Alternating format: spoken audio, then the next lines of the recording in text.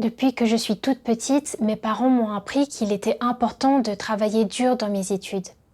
Ils disaient que ce n'est qu'en décrochant un bon diplôme que je pourrais obtenir un bon travail, et que c'était la seule façon de vivre le reste de ma vie, sans avoir à me faire de soucis pour me vêtir et me nourrir, et être tenu en haute estime. Mon père se prenait souvent en exemple. Il disait qu'il avait été le premier de son village à aller à l'université, ce qui lui avait permis de quitter le village pour venir à la ville. Maintenant, il était assis dans un bureau climatisé, à boire du thé, il gagnait un salaire élevé et bénéficiait de bons avantages. Tout cela, il avait obtenu grâce à son diplôme. Plus tard, ma mère a trouvé Dieu. Elle me racontait souvent des histoires de la Bible et me faisait lire les paroles de Dieu. J'ai appris que Dieu avait toujours été à nos côtés, veillant sur nous et nous protégeant, et qu'il exprimait maintenant la vérité pour nous sauver. Je me sentais très heureuse et j'étais disposée à croire en Dieu. Ma mère a échangé avec moi sur le fait que croire en Dieu est la chose la plus importante dans la vie, et que je devais prendre cela au sérieux. Mais je n'arrivais pas à comprendre, et je me trouvais plus en accord avec le point de vue de mon père, selon lequel les autres poursuites sont petites, les livres les surpassent toutes. Je croyais que ce n'était qu'en obtenant un diplôme supérieur que je pourrais avoir une bonne vie, me distinguer de la masse et être enviée et admirée. Les études étaient la chose la plus importante dans ma vie. Mon plan de vie consistait à entrer à l'université, puis à passer un master, un doctorat et un post-doctorat. Et enfin à devenir professeur, ce qui ferait de moi la personne la plus exceptionnelle parmi mes proches et mes amis, et un modèle pour leurs enfants. Alors je ferai honneur à ma famille et je vivrai une vie sans regret. Dès l'école primaire, je me réveillais presque tous les matins au son des cassettes d'anglais. Et pendant les vacances, mon père ne me laissait jamais sortir jouer. Il m'inscrivait aussi à des cours de soutien les week-ends et pendant les vacances d'hiver et d'été. Même si je me sentais très fatiguée, j'estimais que c'était ce que je devais faire. Et chaque fois que je faisais quelque chose qui retardait mes études, je me sentais coupable. Pour que j'entre dans une meilleure université, mon père a dépensé beaucoup d'argent pour me transférer de mon lycée du chef-lieu du comté à un lycée de la capitale provinciale. Dans cette école, si l'on se classait parmi les 200 premiers de l'école aux examens d'admission directs de chaque semestre, on pouvait être admis directement dans les meilleures universités, comme Tsinghua, Pékin et Tongji. Mais il n'était pas facile d'entrer dans cette école. Il fallait passer un examen d'entrée. Pour que je puisse entrer dans cette école sans problème, mon père a de nouveau dépensé beaucoup d'argent pour m'inscrire à des séances de tutorat individuel. J'avais cours du moment où j'ouvrais les yeux le matin jusqu'à ce que je me couche le soir. Je rêvais même que des formules et des lettres s'abattaient sur moi. Je me sentais étouffée et impuissante. Mais tout ce que je pouvais faire pour évacuer mes sentiments, c'était pleurer, puis continuer d'avancer. J'ai fini par entrer dans cette école exactement comme je le voulais. Après mon transfert, j'ai vu que la compétition entre les élèves de cette école était vraiment féroce. Tout le monde s'efforçait de se classer parmi les 200 premiers afin d'obtenir une place d'admission directe. Dans un tel environnement, je ressentais beaucoup de pression et je n'osais pas me détendre du tout. Je veillais tard pour étudier chaque nuit, n'osant pas me coucher avant 1 ou 2 heures du matin. Et faire un peu la grasse matinée le week-end me semblait être un péché. Je me disais souvent, ces jours d'épuisement ne finiront-ils jamais? Mais ensuite je pensais, si je ne travaille pas dur maintenant, que je ne parviens pas à entrer dans une bonne université, et que je finis par être méprisée pour avoir échoué, je le regretterai encore plus. Une fois que je serai entrée dans une bonne université, tout ira bien. Une lueur d'espoir naissait dans mon cœur quand je pensais à cela. Mais à ma grande surprise, je n'ai réussi à entrer que dans une université de premier cycle ordinaire. J'étais très déçue. J'ai surtout ressenti une grande honte lorsque j'ai rencontré plusieurs camarades de classe dans cette université, qui avaient étudié dans ma ville de comté et qui avaient de moins bonnes notes que moi. J'ai changé de lycée pour aller dans un bon établissement, juste pour entrer dans une bonne université. Mais au bout du compte, je n'y suis pas parvenue. Ils doivent se moquer de moi en disant que je ne valais pas mieux que ça, et que je ne suis pas meilleure qu'eux, n'est-ce pas? Alors je me suis fixé un nouvel objectif de vie. Je n'ai pas réussi à entrer dans une grande université pour ma licence, alors j'entrerai dans une grande université pour mon master. Quand j'aurai un diplôme supérieur, mes amis et mes proches m'approuveront tous. Comme ce sera glorieux. Cette pensée me remplissait de motivation. Après cela, dès que j'avais du temps, j'allais à la bibliothèque pour étudier. Quand il y avait des cours de préparation à l'examen d'entrée en master à l'école, je m'y inscrivais aussi très tôt.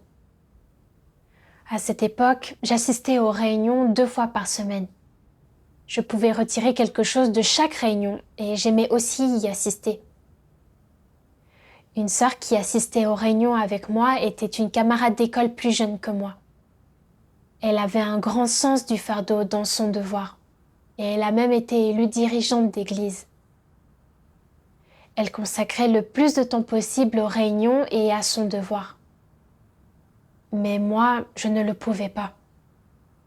J'estimais que les études étaient la chose la plus importante dans la vie. Alors je consacrais davantage de mon temps libre à la préparation de l'examen d'entrée en master. Plus tard, j'ai été élue diaconesse d'abreuvement et le nombre de réunions auxquelles j'assistais chaque semaine a aussi un peu augmenté. J'accomplissais sérieusement chaque devoir que la dirigeante me confiait. Cependant, comme je suivais toujours des cours de préparation à l'examen d'entrée en master, j'avais moins de temps pour mon devoir. Pendant les réunions, si mes frères et sœurs avaient des problèmes, je voulais échanger avec eux afin de les résoudre rapidement, de manière à me laisser davantage de temps pour préparer l'examen. Parfois, quand une réunion était sur le point de se terminer, je voyais que mes frères et sœurs voulaient continuer à échanger. Et je voulais aussi continuer la réunion un peu plus longtemps. Mais alors je me rappelais que j'avais déjà pris du retard dans mes études pour la journée. Et que si je continuais la réunion, je prendrais encore plus de retard. Et cela affecterait ma réussite à l'examen. Alors je trouvais une excuse pour partir. Par la suite, j'éprouvais des remords dans mon cœur.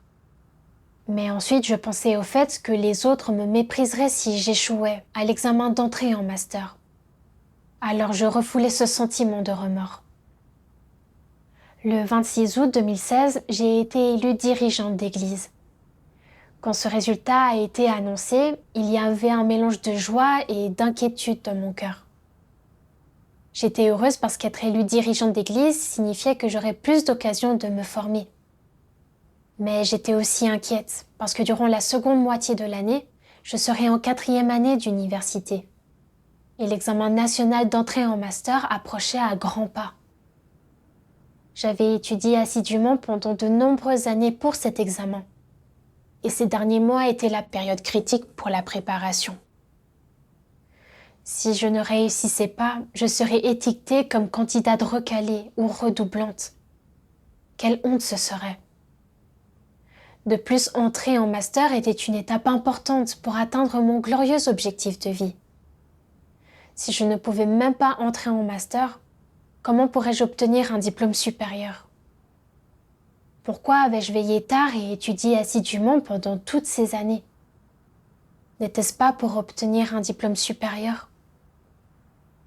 Si j'acceptais le devoir de dirigeante d'église à ce moment-là, je devrais participer davantage au travail de l'église. Et je n'aurais ni le temps ni l'énergie pour préparer l'examen d'entrée en master.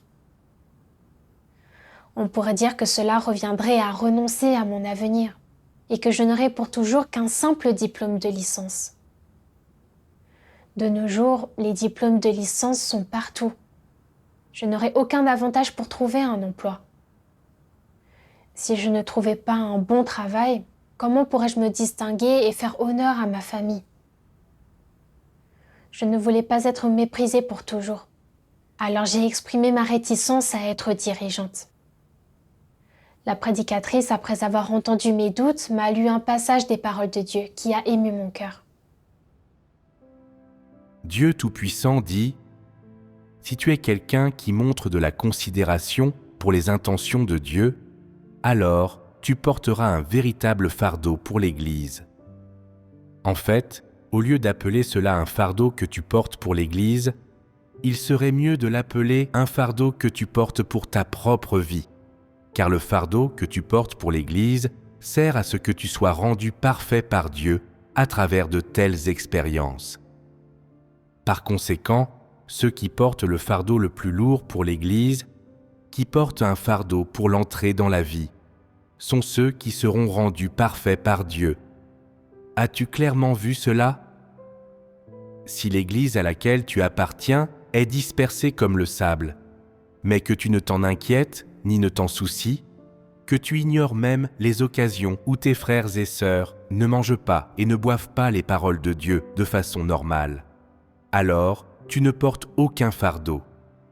De tels hommes ne sont pas du genre à plaire à Dieu. Les hommes qui plaisent à Dieu ont faim et soif de justice, et ils montrent de la considération pour les intentions de Dieu. Donc, vous devriez tenir compte du fardeau de Dieu, ici et maintenant. Tu ne devrais pas attendre que Dieu révèle son juste tempérament aux myriades de gens avant de commencer à tenir compte du fardeau de Dieu.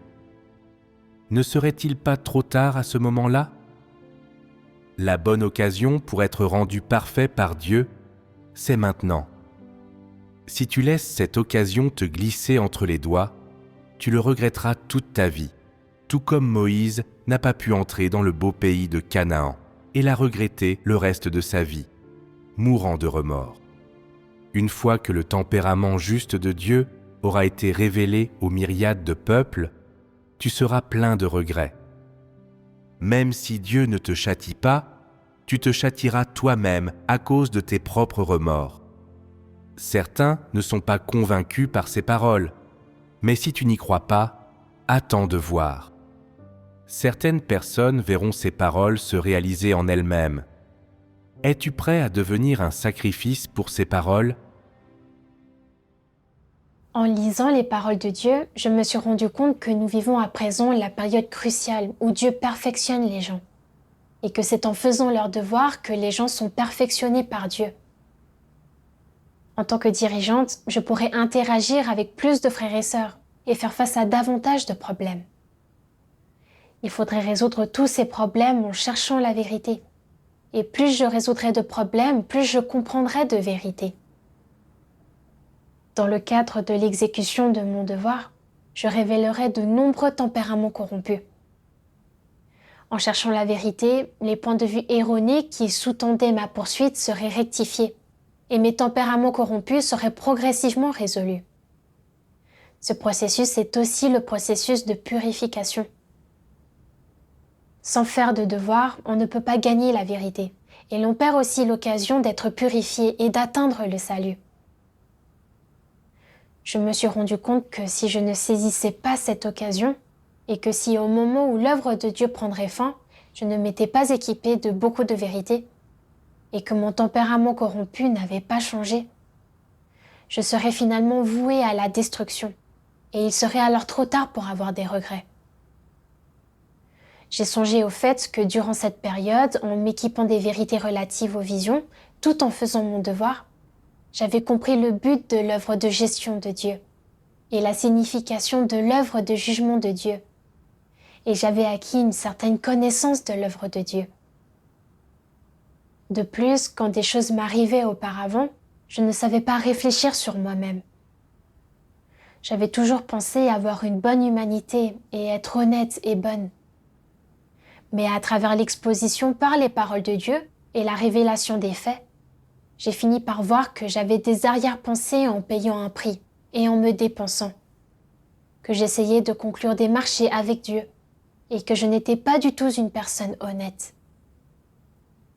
Si je n'avais pas fait de devoirs, je n'aurais jamais acquis cette connaissance ni obtenu ces gains.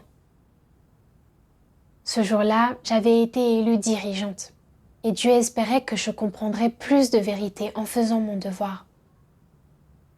Dieu voulait me sauver, mais je ne savais pas ce qui était bon pour moi. Je ne pensais qu'à savoir si je pourrais être tenue en haute estime par les autres à l'avenir, me distinguer de la masse et faire honneur à ma famille. Je voulais repousser l'occasion que Dieu m'avait donnée d'être perfectionnée. J'avais vraiment une vision court-termiste. J'étais si insensée et ignorante.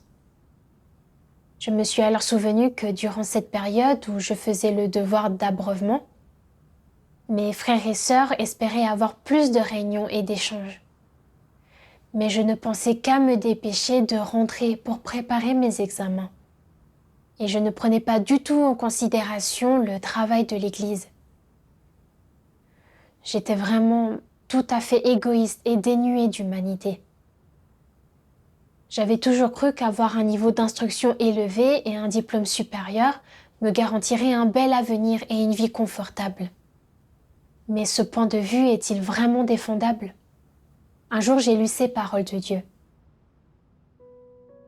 Dieu Tout-Puissant dit « Certaines personnes choisissent une bonne filière à l'université et finissent par trouver un emploi satisfaisant après l'obtention du diplôme, faisant ainsi un premier grand pas triomphant dans le voyage de leur vie. Certaines personnes apprennent et maîtrisent de nombreuses compétences, et pourtant ne trouvent jamais un emploi qui leur convienne, ou ne trouvent jamais leur poste, encore moins ne font carrière.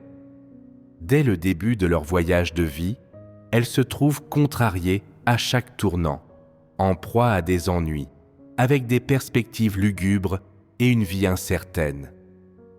Certaines personnes s'appliquent assidûment à leurs études, mais manquent de justesse toutes les chances de recevoir un enseignement supérieur. Elles semblent vouées à ne jamais connaître le succès. Leur première aspiration dans le voyage de leur vie se réduit en fumée.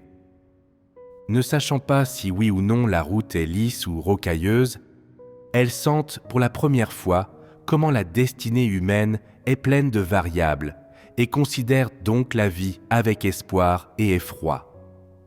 Certaines personnes, malgré leur bas niveau d'études, écrivent des livres et arrivent à avoir une certaine renommée. Certaines, bien que presque totalement analphabètes, gagnent de l'argent dans les affaires et sont ainsi en mesure de subvenir à leurs besoins. L'emploi que l'on choisit, comment on gagne sa vie, contrôle-t-on si l'on fait un bon choix ou un mauvais choix dans ces domaines? Ces choses-là sont-elles en harmonie avec les désirs que l'on a et les décisions que l'on prend? La plupart des gens ont les souhaits suivants. Travailler moins et gagner plus. Ne pas peiner sous le soleil et la pluie. Bien s'habiller, rayonner et briller partout. Dominer les autres et faire honneur à leurs ancêtres. Les désirs des gens sont si parfaits, mais quand les gens font leur premier pas dans le voyage de leur vie, ils viennent peu à peu à réaliser à quel point la destinée humaine est imparfaite et, pour la première fois, ils saisissent vraiment le fait que, même si l'on peut faire des plans ambitieux pour son avenir et nourrir des fantasmes audacieux, personne n'a la capacité ou le pouvoir de réaliser ses propres rêves et personne n'est en mesure de contrôler son propre avenir. Il y aura toujours une certaine distance entre ses rêves et la réalité qu'il faut affronter. Les choses ne sont jamais comme on aimerait qu'elles soient. Et devant ces réalités, les gens ne peuvent jamais obtenir la satisfaction ou le contentement. Certaines personnes vont même faire tout leur possible, consentir à de grands efforts et à de grands sacrifices pour améliorer leurs moyens d'existence et leur avenir, dans un effort de changer leur propre destin. Mais à la fin, Même si elles peuvent réaliser leurs rêves et leurs désirs par leur travail acharné, elles ne peuvent jamais changer leur destin. Et peu importe la façon dont elles s'acharnent, elles ne peuvent jamais aller au-delà de ce que le destin leur a réservé.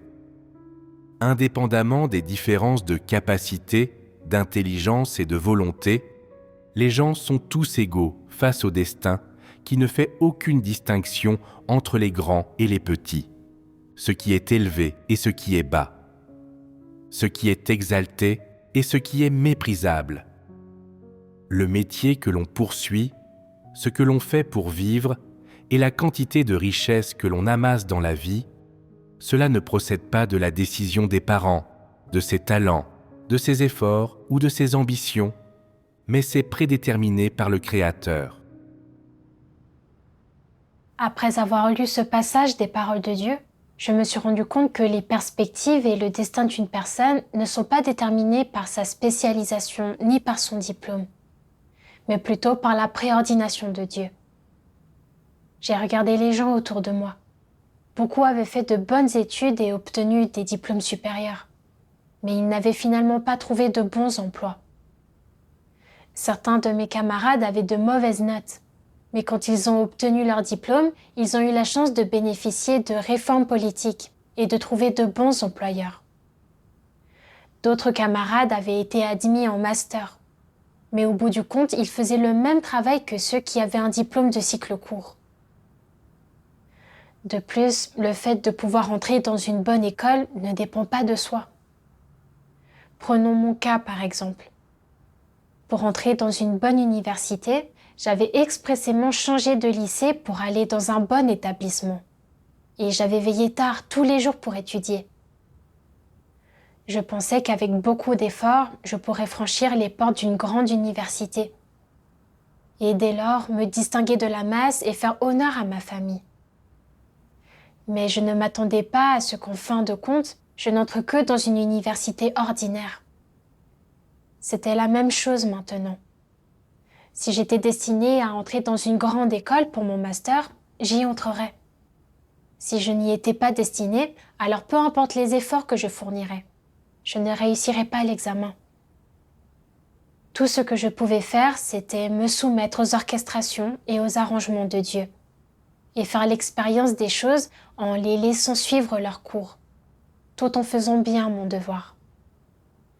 En pensant à cela, je me suis sentie soulagée dans mon cœur et j'ai accepté le devoir de dirigeante. Après être devenue dirigeante, j'ai constaté que toutes les affaires au sein de l'Église, importantes ou mineures, devaient être résolues avec soin. Je m'exerçais depuis peu de temps et je ne saisissais pas les principes. Et je ne savais pas comment traiter beaucoup de choses. Alors je devais faire des efforts pour chercher les principes et échanger avec mes frères et sœurs. Je n'avais pratiquement pas de temps ni d'énergie pour étudier les connaissances. En même temps, j'avais de plus en plus le sentiment que mémoriser les connaissances des manuels scolaires était fastidieux et ennuyeux, et que ces connaissances n'avaient aucune utilité pratique. Je devais toujours me forcer à mémoriser ces choses. Mais faire mon devoir, c'était différent. Faire mon devoir pouvait m'apporter des gains concrets et mon cœur éprouvait de la joie. Par exemple, dans la mise en œuvre du travail de purge de l'Église, il fallait que je cherche la vérité sur l'aspect du discernement et que je fasse le lien avec les manifestations des gens, ce qui pourrait améliorer ma capacité de discernement. Je rencontrais aussi souvent des difficultés en faisant le travail de l'Église.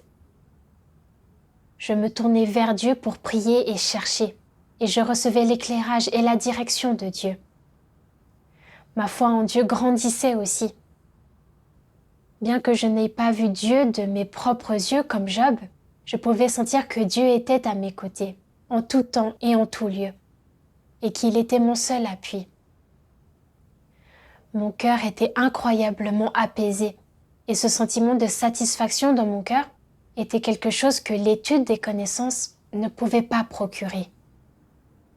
Mais chaque fois que je retournais à l'université, et que je voyais mes camarades tous occupés à préparer l'examen d'entrée en master, et que j'entendais aussi les professeurs, les étudiants et les parents qui parlaient tous de l'examen d'entrée en master, alors que j'étais occupée par le travail de l'église et que j'avais de moins en moins de temps pour préparer l'examen.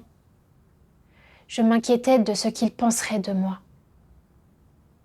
Penseraient-ils que je ne m'appliquais pas à mes études et que je ne me consacrais pas au travail qui m'incombait? Puis je pensais au fait que, depuis que j'étais jeune, je travaillais dur pour obtenir un diplôme supérieur. Allais-je abandonner juste comme ça? Je n'aurais alors jamais la chance de me distinguer de la masse.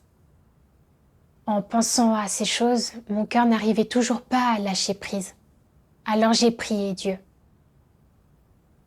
Oh Dieu, je veux constamment poursuivre un diplôme supérieur et je veux toujours passer l'examen d'entrée en master dans mon cœur. Je ne peux pas complètement lâcher prise. S'il te plaît, guide-moi pour comprendre la vérité, afin que je ne sois pas affectée par la question de l'examen d'entrée en master et que je puisse bien faire mon devoir. Après avoir prié, j'ai cherché des paroles de Dieu liées à la gloire et au gain. J'ai lu ces paroles de Dieu. Dieu Tout-Puissant dit « Pendant le processus d'acquisition de la connaissance par l'homme, Satan utilise toutes les méthodes possibles. Lui raconter des histoires, simplement lui donner un savoir ou lui permettre de satisfaire ses désirs et ses ambitions. Sur quel chemin Satan veut-il le conduire?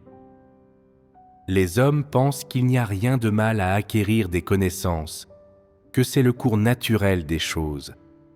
Pour le formuler de manière attrayante, nourrir de nobles aspirations ou avoir des ambitions, c'est avoir de la détermination, ce qui devrait être le bon chemin dans la vie. Si les gens peuvent réaliser leurs propres aspirations ou réussir leur carrière, n'est-il pas plus glorieux de vivre de cette façon? C'est non seulement une façon d'honorer ses ancêtres, mais aussi de marquer potentiellement l'histoire. N'est-ce pas là une bonne chose? C'est une bonne chose aux yeux des gens de ce monde, pour qui ce devrait être quelque chose de juste et de positif. Est-ce que Satan, cependant, avec ses sinistres motivations, emmène tout simplement les hommes sur ce genre de chemin et rien de plus? Certainement pas. En fait, peu importe la grandeur des aspirations de l'homme, quel que soit le réalisme de ses désirs ou s'ils sont convenables, tout ce que l'homme veut atteindre, tout ce qu'il cherche, est inextricablement lié à deux mots. Ces deux mots sont d'une importance vitale pour chaque personne tout au long de sa vie. Et ce sont des choses que Satan a l'intention d'inculquer à l'homme. Quels sont-ils? La gloire et le gain. Satan emploie une méthode très douce, une méthode qui est très conforme aux notions des gens et qui n'est pas très agressive, pour amener les gens, à leur insu, à accepter ses moyens et ses lois de survie, à développer des buts et des orientations dans la vie et à avoir des aspirations dans la vie. Peu importe à quel point la description que les gens font de leurs aspirations dans la vie semble noble, ces aspirations tournent toujours autour de la gloire et du gain. Tout ce que toute personne éminente ou célèbre, ou en fait toute personne, poursuit tout au long de sa vie n'a de rapport qu'avec ces deux mots, gloire et gain. Les gens pensent qu'une fois qu'ils ont la gloire et le gain, ils ont le capital pour jouir d'un statut élevé et d'une grande richesse, et pour profiter de la vie. Ils pensent qu'une fois qu'ils ont la gloire et le gain, ils ont le capital pour chercher le plaisir et s'adonner à la jouissance effrénée de la chair. Pour cette gloire et ce gain qu'ils désirent, les gens remettent volontiers et sans s'en rendre compte leur corps, leur cœur et même tout ce qu'ils ont, y compris leur perspective d'avenir et leur destin, à Satan. Ils le font sans réserve, sans même un instant de doute, et sans jamais savoir récupérer tout ce qu'ils avaient autrefois. Les gens peuvent-ils garder un quelconque contrôle sur eux-mêmes une fois qu'ils se sont livrés à Satan et lui sont devenus loyaux de cette manière? Certainement pas. Ils sont complètement et totalement contrôlés par Satan. Ils se sont aussi complètement et totalement enfoncés dans ce bourbier et sont incapables de s'en libérer. Une fois que quelqu'un est plongé dans la gloire et le gain, il ne cherche plus ce qui est lumineux, ce qui est juste ou ce qui est beau et bon. La raison en est que l'attrait de la gloire et du gain est trop grand pour les gens et que ce sont des choses que les gens peuvent poursuivre sans fin tout au long de leur vie et même pour l'éternité. N'est-ce pas là la situation réelle? Certaines personnes diront que l'acquisition des connaissances n'est rien de plus que la lecture de livres ou l'apprentissage de certaines choses que tu ne sais pas encore, afin de ne pas se laisser distancer par l'ère actuelle ou être dépassé par le monde. Les connaissances ne sont acquises que pour mettre du pain sur ta table, pour ton propre avenir ou pour subvenir à tes besoins de base. Est-ce que quiconque endurerait 10 ans d'études difficiles juste pour subvenir à ses besoins de base, juste pour s'alimenter? Personne.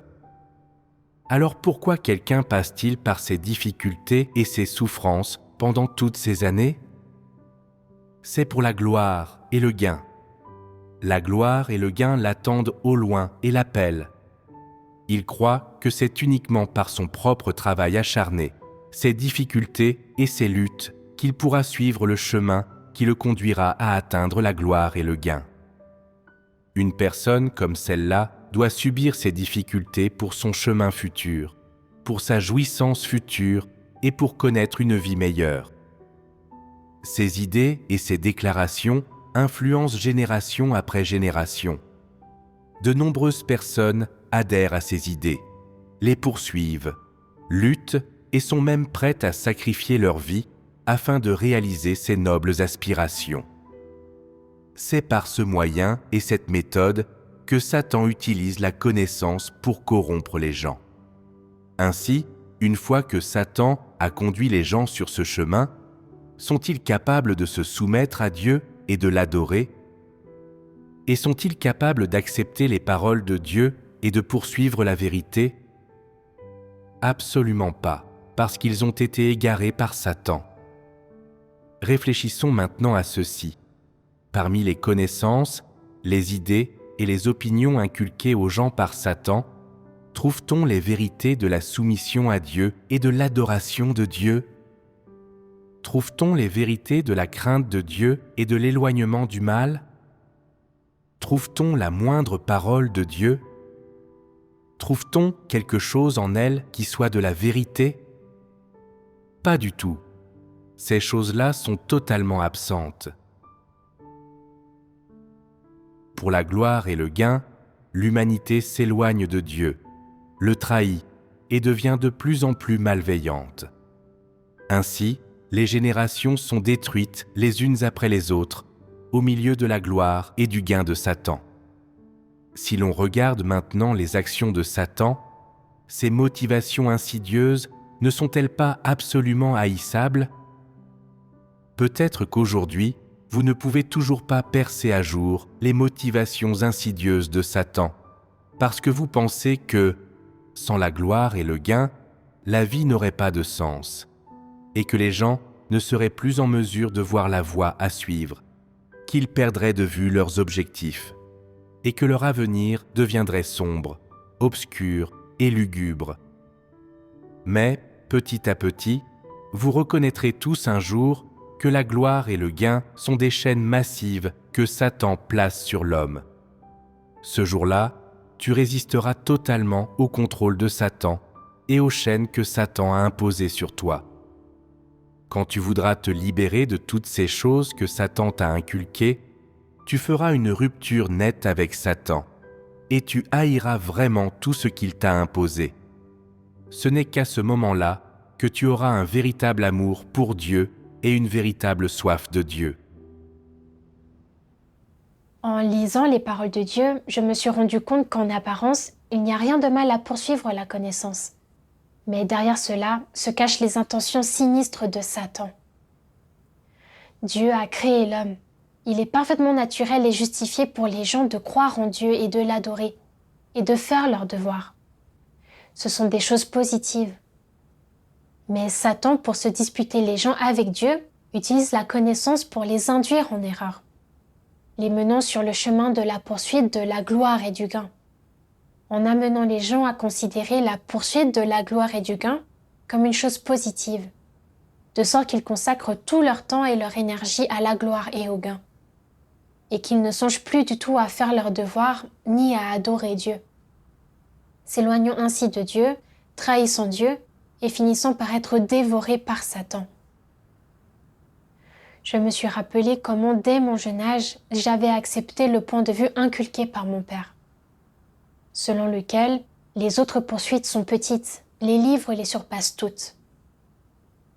Je croyais que pour éviter d'être méprisée, je devais étudier assidûment et obtenir un diplôme supérieur. Pour réussir les examens d'entrée, je bachotais comme un robot du matin au soir, tous les jours. J'avais l'impression que ma tête allait exploser. Oppressée et souffrante, je n'avais aucun moyen d'évacuer mes sentiments à part pleurer. Malgré cela, je n'ai jamais pensé à abandonner, car je croyais qu'obtenir la gloire et le gain équivalait à avoir un brillant avenir. L'idée de me distinguer de la foule et d'honorer ma famille était comme un appât suspendu devant moi, qui m'incitait à y consacrer tout mon temps et toute mon énergie. Plus tard, même si j'assistais aussi aux réunions et que je faisais aussi mon devoir, mon esprit était occupé à réfléchir à la manière de trouver davantage de temps pour étudier.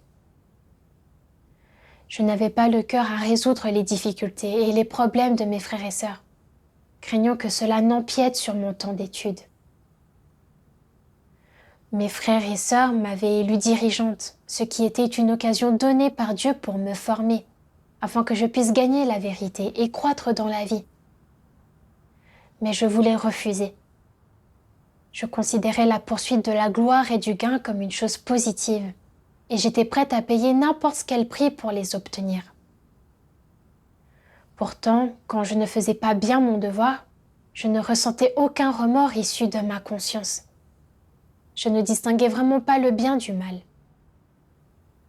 J'ai vu que poursuivre la gloire et le gain ne ferait que m'éloigner de Dieu et me faire trahir Dieu. Et finalement, je perdrais complètement le salut de Dieu et serais dévorée par Satan.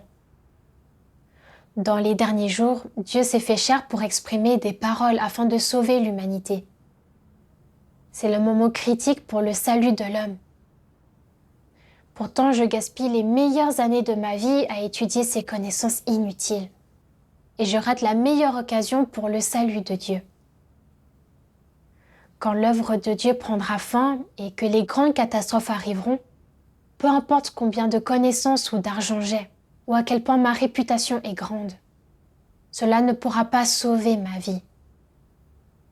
Quel sens cela aurait-il ? En pensant à cela, j'ai réalisé les conséquences graves de la poursuite de la gloire et du gain.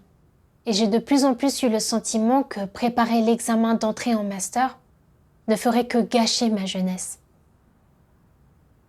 Je ne pouvais plus être trompée par Satan. Je devais renoncer à la poursuite de la gloire et du gain et investir plus de temps et d'énergie dans l'exécution de mon devoir. En décembre 2016, alors que la date de l'examen approchait de plus en plus, j'ai regardé les livres de préparation à l'examen d'entrée en master sur mon bureau, que je n'avais pas ouvert depuis plusieurs jours. Et mon cœur était encore quelque peu partagé. Dois-je aller passer l'examen ou non ? Après tout, j'ai travaillé dur pendant plus de 10 ans. Et si je réussissais ? Mais si je réussis, je devrais commencer un nouveau cycle d'études ardues. Il y aura plus de luttes ouvertes et cachées entre camarades de classe, et une poursuite sans fin de divers certificats. Rien que d'y penser, je me sens oppressée et étouffée, et puis ça va inévitablement empiéter sur l'exécution de mon devoir. Mais si je ne passe pas l'examen d'entrée en master, que pourrais-je faire à l'avenir? La société accorde tellement de valeur au diplôme maintenant. Si je n'ai pas de diplôme supérieur, ce ne sera pas facile de trouver un emploi.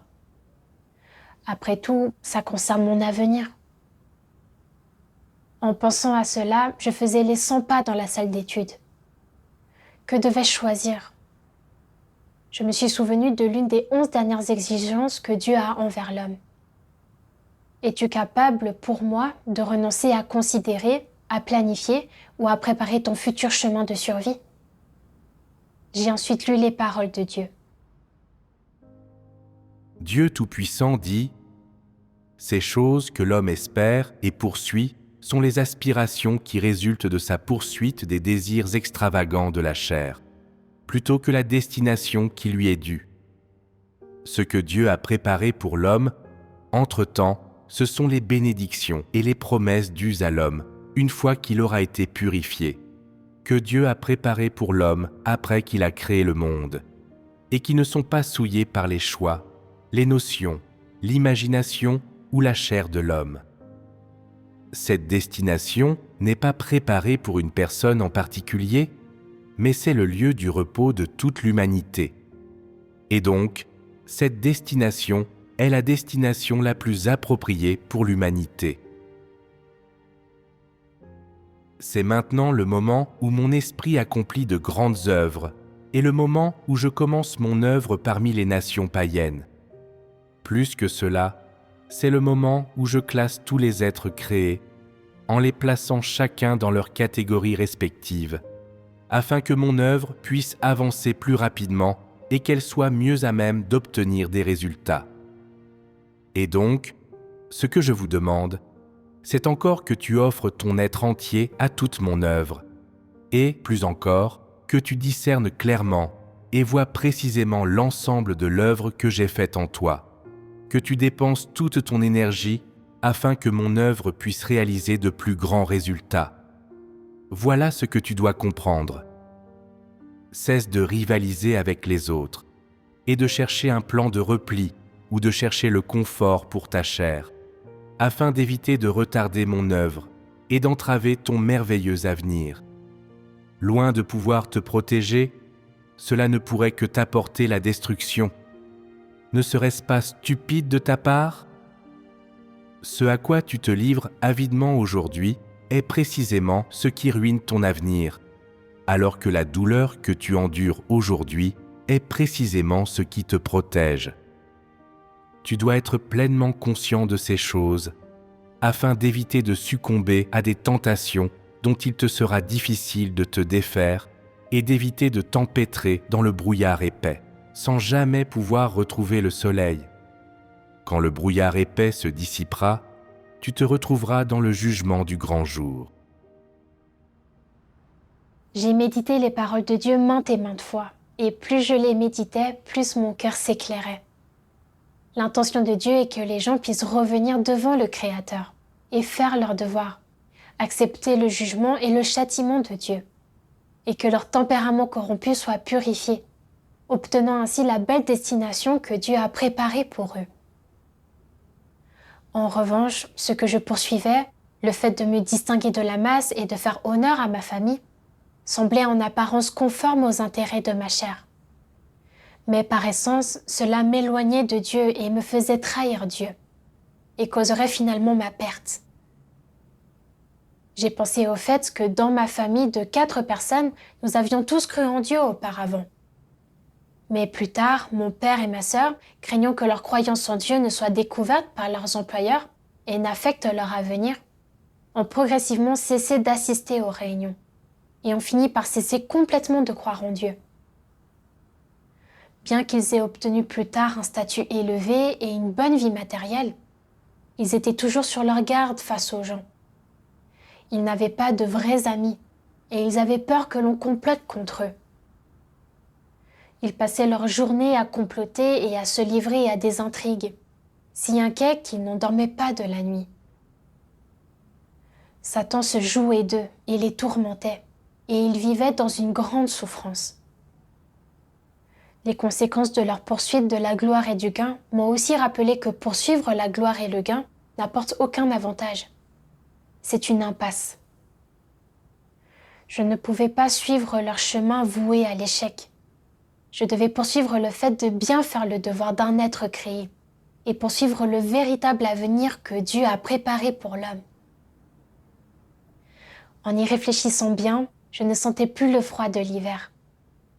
Bien que j'ai payé les frais d'inscription à l'examen d'entrée en master et que ma salle d'examen ait été attribuée, j'ai décidé de ne pas le passer. Car même si je réussissais, ce n'est pas le bon chemin dans la vie. Et cette gloire n'a aucun sens. Après avoir pris cette décision, j'ai ressenti un soulagement dans tout mon corps. Quand je suis retournée à l'école et que j'ai vu mes camarades s'inquiéter pour l'examen d'entrée en master, j'ai su que c'était Satan qui les tourmentait, et mon cœur n'était plus attiré par l'examen d'entrée en master. Dès lors, je me suis entièrement consacrée à l'exécution de mon devoir. 1 an plus tard, mon père a reçu un diagnostic de cancer de l'estomac en phase avancée, et il est décédé 6 mois plus tard. Voyant que la connaissance, la gloire et le gain n'étaient d'aucune utilité face à la mort, je suis devenue encore plus certaine dans mon cœur que croire en Dieu et poursuivre la vérité est la seule façon pour les gens de survivre. Maintenant, je fais mon devoir à plein temps, loin du tumulte et des querelles du monde. Et je me sens très en paix et sereine dans mon cœur. Chaque jour, je côtoie mes frères et sœurs et nous faisons nos devoirs et échangeons sur la vérité ensemble. Je m'attache aussi à faire l'expérience du jugement et du châtiment des paroles de Dieu. Et j'ai acquis une certaine connaissance de mes propres tempéraments corrompus. Ces acquis sont quelque chose que des années de scolarité et l'obtention d'une grande gloire et d'un grand gain n'auraient jamais pu m'apporter. Je rends grâce aux paroles de Dieu pour leur direction qui m'a permis de comprendre ce qu'un véritable avenir et de faire un choix sage.